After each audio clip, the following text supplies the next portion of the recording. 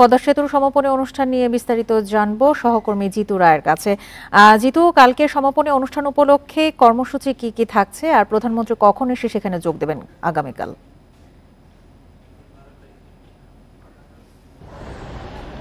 প্রধানমন্ত্রী পদ্মা বহুমুখী সেতুর নির্মাণ প্রকল্পের সমাপনী অনুষ্ঠানে আগামী দিন যোগদান করবেন মুন্সিগঞ্জের এই মাওয়া প্রান্তে টোল প্লাজার ঠিক সামনের অবস্থানটাতে।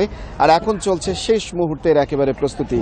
আর এই প্রস্তুতি বা নিরাপত্তার দায়িত্বে যারা রয়েছেন তারা চেষ্টা করছেন এই অনুষ্ঠান স্থলটিকে একেবারে নিরাপত্তার চাদরে ঘিরে ফেলার জন্য। এবং আমরা দেখছি যে আশেপাশের পরিবেশটা সেই রকমই তৈরি করা হয়েছে, নিরাপত্তার চাদরে ঢেকে ফেলা হয়েছে।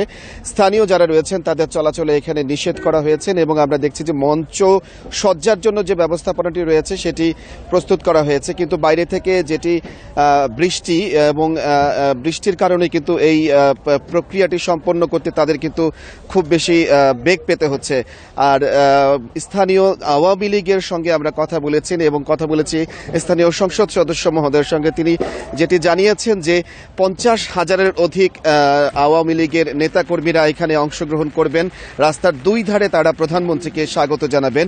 সুধী সমাবেশটি বিকাল 4টার দিকে শুরু হবেন। মাননীয় প্রধানমন্ত্রী যোগ দেওয়ার পরেই সুধী সমাবেশে তিনি কথা বলবেন এবং তার অপেক্ষায় রয়েছেন লৌহজং বা মুন্সিগঞ্জের এলাকা আওয়ামী লীগ সহ অন্যান্য অঙ্গ সংগঠন সহ সাধারণ মানুষ।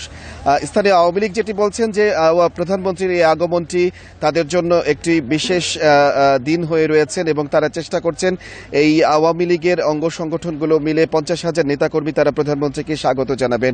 আমরা এখানে কথা বলেছি নিরাপত্তার দায়িত্বে থাকা কর্মকর্তাদের সঙ্গে এবং জেলা প্রশাসনের ঊর্ধ্বতন কর্মকর্তাদের সঙ্গে। তারা যেটি জানিয়েছেন নিশ্চিদ্র নিরাপত্তা নিশ্চিতকরণের স্বার্থে তারা আজকের এই সকাল থেকেই তারা এখানে স্থানীয়দের প্রবেশ নিষেধ করেছেন এবং এই জায়গাটাকে নিরাপত্তার চাদরে ঘিরে ফেলা হয়েছে। আমরা দেখছি যে এখানে নিশ্চিদ্র নিরাপত্তার পাশাপাশি কিন্তু শেষ মুহূর্তে প্রস্তুতি রয়েছেন এবং অনুষ্ঠানটিকে সুন্দর এবং সার্থক করে তুলবার জন্য কিন্তু সকল স্তরের মানুষের কিন্তু বা কর্মকর্তা কর্মচারীদের কিন্তু আমরা যথেষ্ট তোড়জোড় লক্ষ্য করতে পারছি।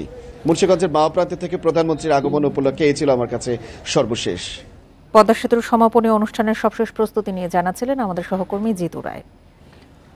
প্রধানমন্ত্রী চীন সফর নিয়ে ভারতের আপত্তি নেই বলে জানিয়েছেন পররাষ্ট্রমন্ত্রী হাসান মাহমুদ। এই সফর